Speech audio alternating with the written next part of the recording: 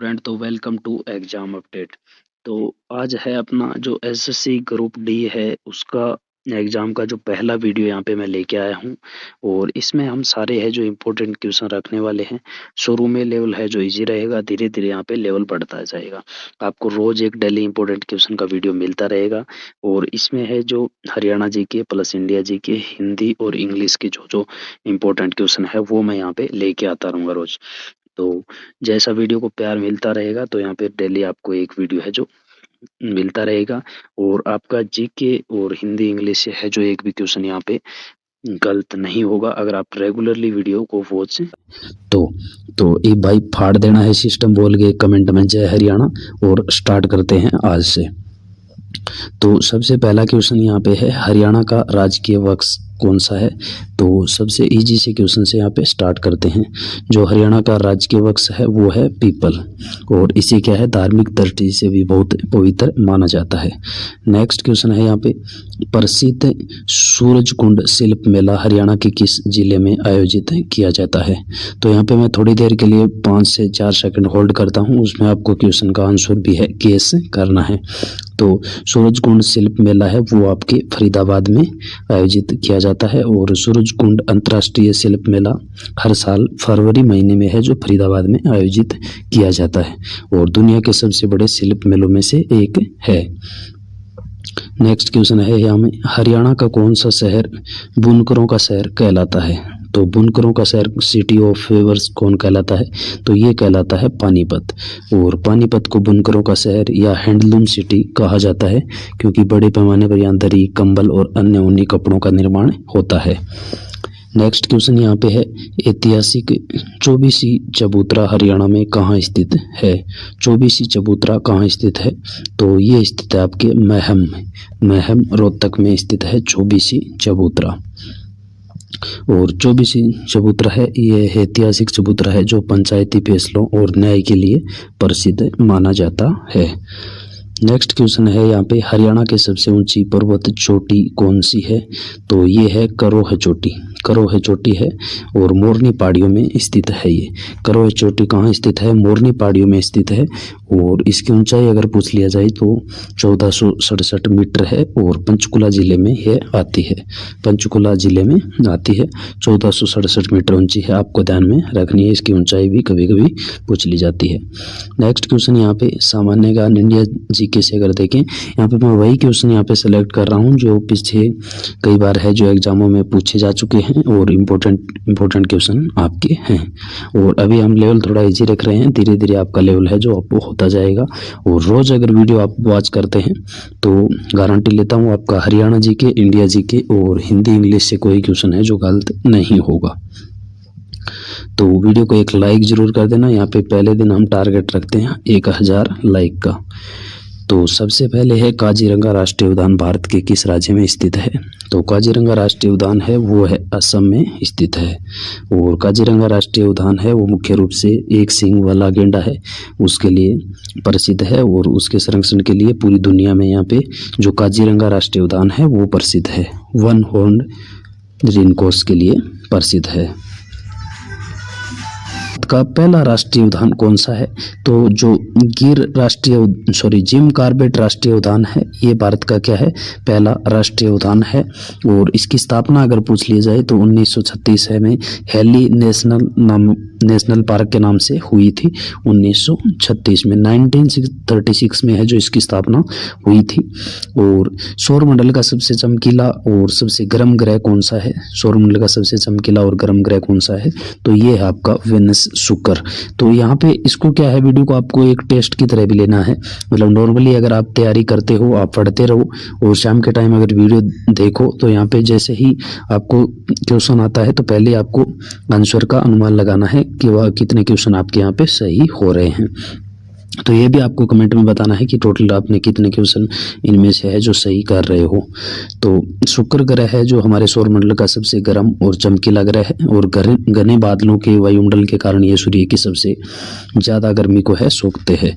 और इम्पोर्टेंट यहाँ है, इसे भोर का तारा या सांझ का तारा भी कहते हैं। शुक्र ग्रह को ये आप याद रखना है, भोर का तारा या सांझ का तारा कहते हैं।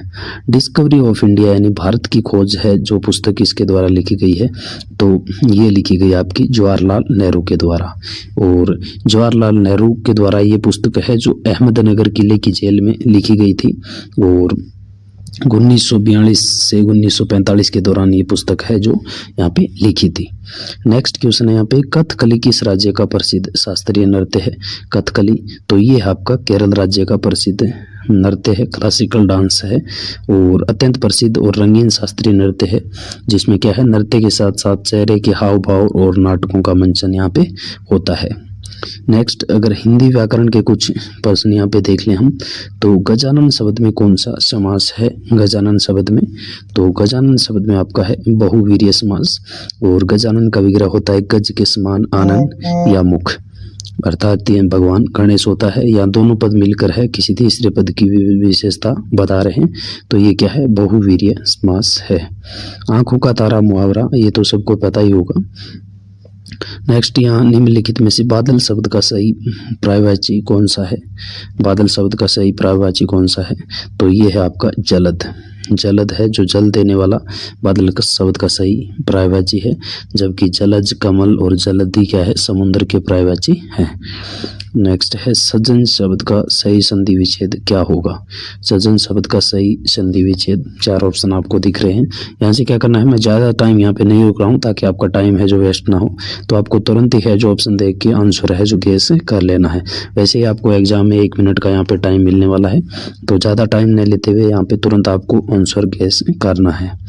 तो सजन शब्द में है जो सत प्लस जन है, और सजन में क्या है, व्यंजन संधि है, व्यंजन संधि है। नियम अगर आप देखना चाहो तो यहाँ मैंने नियम भी लिख दिया है। पीडीएफ अगर चाहिए तो कमेंट में यहाँ पे एक बार कमेंट कर देना कि किस किस को है जो पीडीएफ चाहिए डेली। और स्थावर शब्द का विलोम शब्द क्या होगा? स्थावर शब्द का विलोम शब्द तो ये होगा जंगम।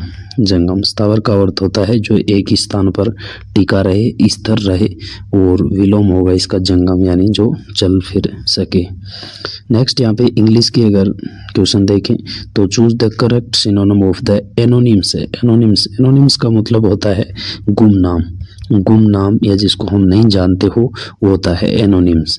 तो इसका सिनोनिम हो गया अननाउन, यानी अननाउन जिसको नहीं जानते हो। फेमस आपको पता है, जो फेमस हो, क्लियर यानी स्पष्ट हो, हिडन यानी छुपा हुआ है। तो नेक्स्ट यहाँ पे है choose the correct antonym of the word barren. Barren, तो बैरन मतलब क्या होता है फ्रेंड्स? यहाँ पे बैरन मतलब होता है बंजर भूमि। जो बंजर भूमि है जिसमें मान लो अनाज ना हो, वह भूमि उसने क्या कहा, बैरन कहे। बैरन, बैरन लगा लो ना, तो बैरन तो है कि बैरन जिसमें बंजर भूमि हो। और यहाँ पे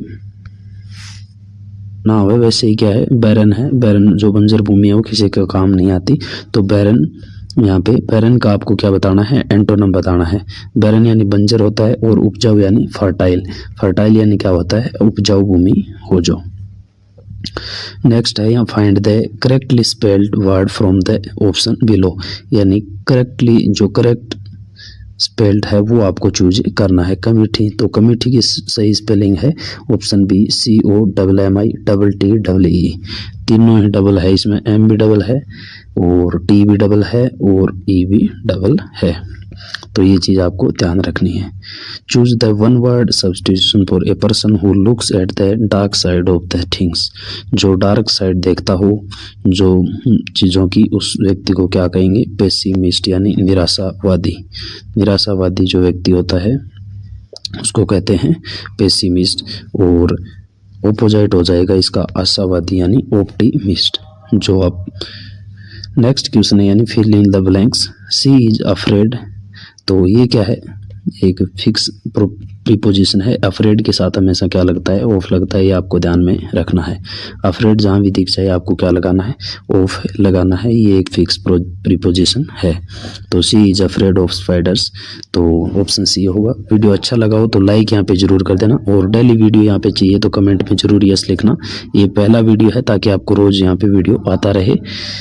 तो मिलते हैं नेक्स्ट वीडियो में, तब तक जय हिंद, जय हरियाणा, जय भारत।